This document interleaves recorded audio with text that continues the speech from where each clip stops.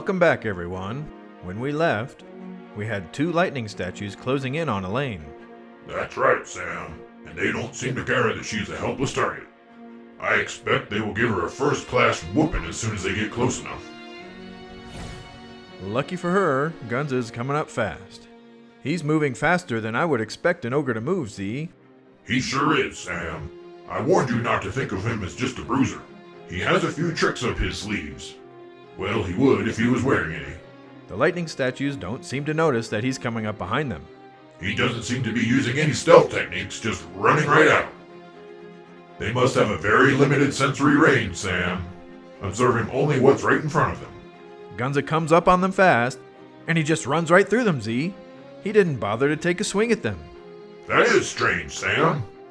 He must feel that he'll have a better chance against them if he's able to revive Elaine first, and then do a little tag team action with her.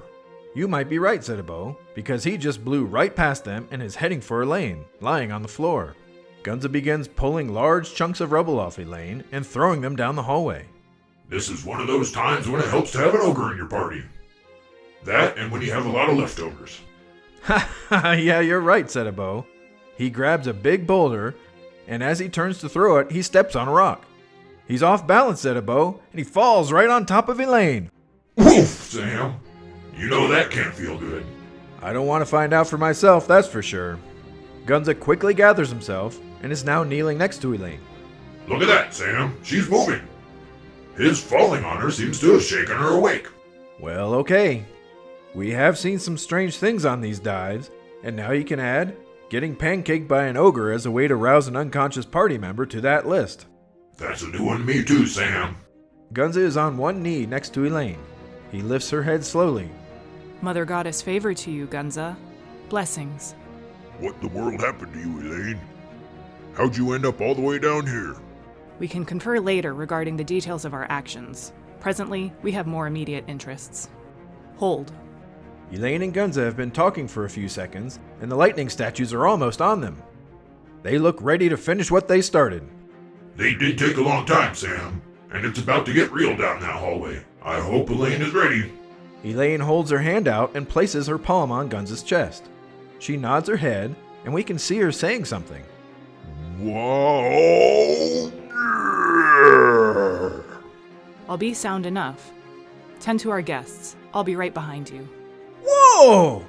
Gunza just ballooned up to several times his size. He's almost as big as those statues now. Very nice, Sam. She used a simple growth spell, but it will have a profound effect in this fight. She's even the odds a bit. Great move. That's a whole lot of beef, Sam. Giant Gunza is looking around, maybe for something big enough to fight with. His hammer and axe are child's toys to him now. He reaches down and picks up a large piece of rubble. It looks like a chunk of one of the columns Elaine demolished. He raises the boulder up and hurls it down the hallway at the statues. I don't know about you, Sam, but I wouldn't want that rock coming at me. His throw hits one of them square in the chest. What a crash, said Ebo. It sounds like the entire building is going to come down. That was a lot of force behind that throw, Sam. He has to be as strong as a mountain giant now. He will be a good match for these statues all by himself, Sam. The impact from that boulder knocked one of the statues back, but it's still on its feet. The 2 statues are separated a little now, and Gunza charges at the closest one. He has no weapon, said Ebo. He's taking it on with his bare hands. Gigantic bare hands, Sam. Gunja charges right at the statue and grabs his weapon. It was about to wind up, but now it's locked into a wrestling match with a giant ogre. It looks like Elaine is back on her feet now, said Ebo. She's one tough lady. She starts her march towards where Gunza is wrestling with one of the lightning statues. First time I've ever seen ogre on golem action before, Sam.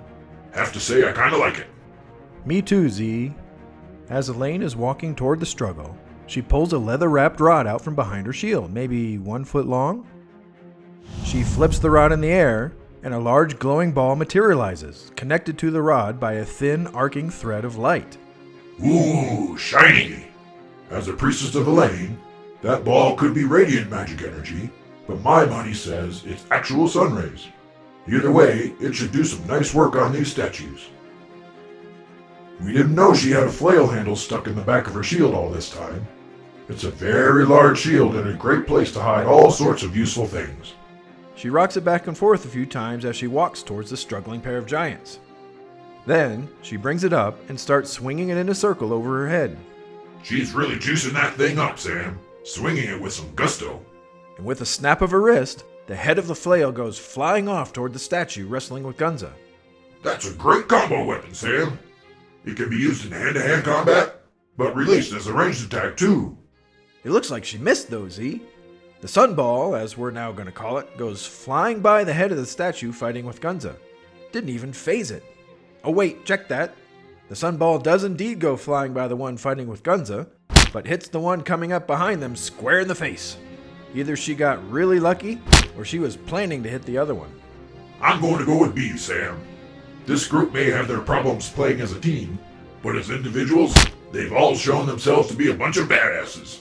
Sunball hit the statue in the face, bounced off, and now it's circling its head, coming back for another strike every pass. That's the most annoying fly I've ever seen, Sam. Can you imagine how deadly that would be if your head wasn't made out of stone? I don't want to think about it, said a bow. And the ball is doing quite a bit of damage, even though it's hitting a statue made out of solid rock. Every pass, it swoops in and takes another chip out of the statue's face and head. It's completely occupied with the sunball, leaving Gunza in a one-on-one with the other statue fighting over the lightning mallet. Looks like that's a bit of a stalemate right now, Sam. Gunza and the statue are fighting over that hammer like their very lives depend on it. Elaine flips her handle again, and another sunball materializes at the end of the chain. Oh, this could get ugly for that statue, Sam. I wonder how many times she can do that. She whirls it above her head, and with a snap sends a second sunball at the head of the statue in the back. It now has two sunballs constantly bashing it in the face. It looks like it doesn't know how to handle this. It staggers back, waving its hands in the air. She's really confused it, Sam. Taking it completely out of this battle. Look at that, said Bo. It dropped its mallet, and is trying to find anything it can to deal with these sunballs. They're too small and fast for it, though. I think you're right, Sam. I'll bet it can't track them very well, and it has no way of dealing with something quick and small like that. Elaine looks like she's ready to throw a third one, and off it goes with a snap. Like the others, she hits the statue right in the middle of the face. The statue steps back again, and this time, it steps onto a chunk of one of those pillars that are littering the ground. It's lost its balance, said Abo. Its attention is completely on the three sunballs swirling around its head, and it isn't looking at where it's going. It slips on the boulder, and down it goes! Chalk up another one to this scrappy group, Sam. They've come up with some unconventional ways to combat these statues. They are huge, tough, and strong, and probably way outmatch this group in a straight-on fight. Except for Super Ogre there. Right, all except for him. But even he's just a match for one of them at a time. This team has used their wits and skills to find alternative ways to deal with something several times their size and strength. It looks like she isn't done yet, said Abo. She saw the statue go down, and she took off right for it. Running between the legs of the two giants, she leaps into the air, lands on top of the statue, and slams her shield right down onto its neck. Sweet Caroline! What a blow, Sam! She severed its neck. One blow with that shield and she smashed the head and neck to pieces. She must have been a little upset about being knocked down the hallway like a pinball, Sam. I expect you're right, and it looks like Gunza has gotten a lift out of his colleague's success. Look at him, said Abo. He suddenly has a big grin on his face. I think he's ready to end this, Sam. You better duck. Gunza squares up his feet, both hands on the mallet handle, takes in a long breath, and then he lets out a thunderous roar. I told you to duck. That statue looks frozen, and you can see a glow around him. That was a berserker yell, Sam. One of the first skills a barbarian learns. When you're as big as he is right now, you can see what kind of effect it's having. Berserker yells can come in a few different flavors, Sam. It looks like this one paralyzes the opponent. And now that Gunza is in a berserker rage, his stats are buffed up even more. This won't last long now. With another, less violent roar, he twists the mallet handle with such a force that he snaps the statue's hands right off at the wrists. What a show of strength, Sam! Unbelievable! He's well beyond mountain giant strength now. He has to be pushing 100. Take someone the size of a giant and give him a berserker rage? Wow, just wow, Sam. He snapped the mallet right out of the hands of the statue. I'm in awe, Sam. No words. Then how about some more action, said Ebo. He's taken the mallet with the stone hand still gripped to it and is winding it up over his head. With a speed like he was swinging a twig, he slams the mallet down on the head of the statue he was fighting. He obliterates it halfway down his torso, chunks of statue flying all over the hallway. You can see rock dust on the floor shake from that blow, Sam. And look at Elaine, she's hiding behind her shield. I would be too, said Ebo. Well, it's more than just to avoid the rock, Sam. Gunza is still in his berserker rage. He'll hit anything that moves. He's looking for a new target, said Ebo. And he may have just found one. He snaps his head around to see a figure running down the hallway. That's Duarte, Sam. He doesn't know he's coming right into the mouth of a dragon. You're right, said Ebo. That is Duarte. For such a large adventurer, he sure does stay out of sight. We were so wrapped up in the fight going on here, we forgot all about him again. Gunza fixates on Duarte coming at him, pushes what's left of the statue out of the way, and charges down the hallway. He's berserking! Run! Elaine came up out of her shell to warn her colleague. Let's hope she was in time. Duarte rears up on his hind legs. Looks like he has some fear in his eyes, Sam, as he sizes up his gigantic teammate. Oh, shit! I think that one got through our filters. I think we're all thinking pretty much the same thing, Sam. Duarte spins around and takes off back down the hallway in a full gallop. Gunzilla is following him and keeping up. Gunzilla, that's a good one, Sam. Duarte bursts out into the center room and heads right for the two statues still at the edge of the lake. There's one life and one cold statue there, waiting to see if Anole can get through the ice. Oh yeah, Sam. I've forgotten that they've frozen the surface. I've been watching the race underwater. Anole has a healthy lead on the elves, even dragging his sister behind him, but he's almost to the top. Duarte looks over his shoulder, maybe checking to see where Gunzilla is, and then cuts in towards the closest statue. Looks like the life magic one. I wonder what he's up to here, Sam.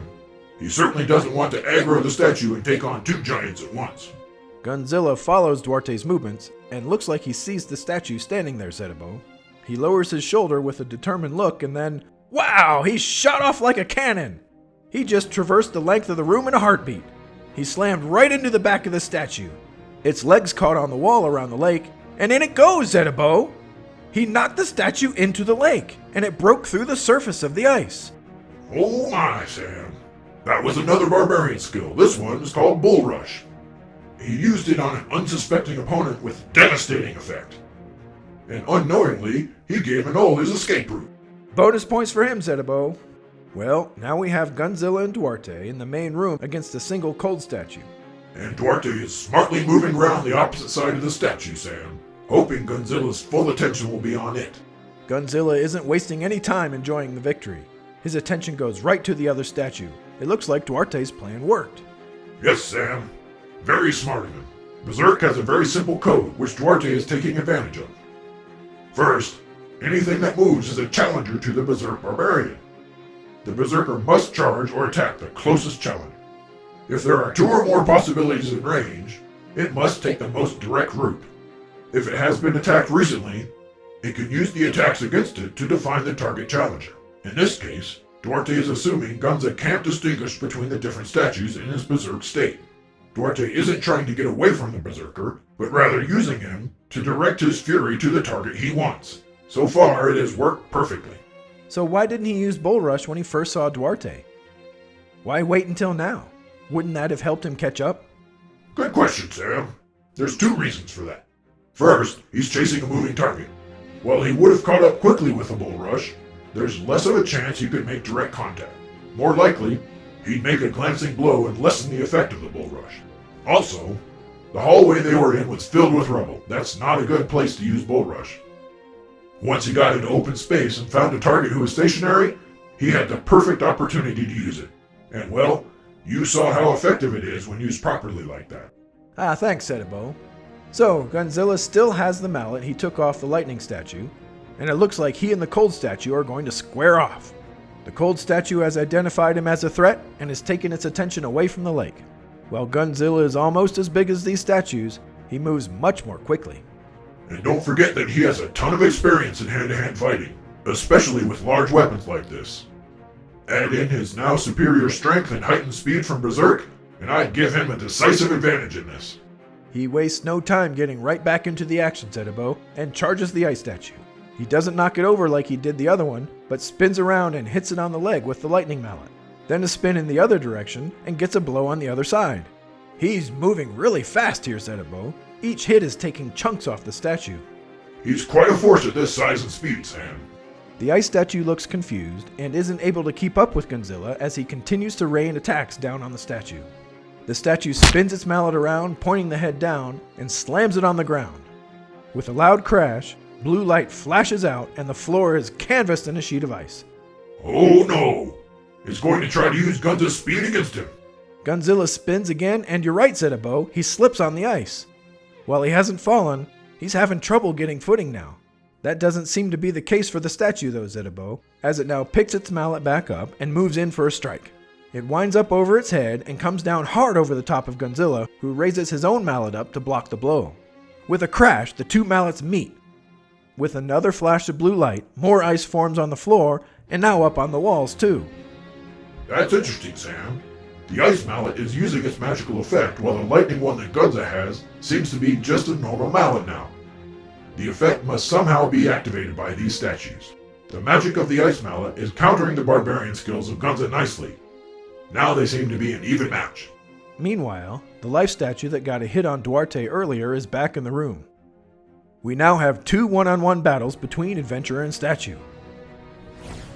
Stick around and see how they'll do right after this. Hey there, Orc. What are you doing sitting on your couch like a lazy human? Having trouble getting angry? Staying angry? Come to our anger management classes designed especially for your anger needs. Get up, get out, get fierce. Contact us now at Orc Fury.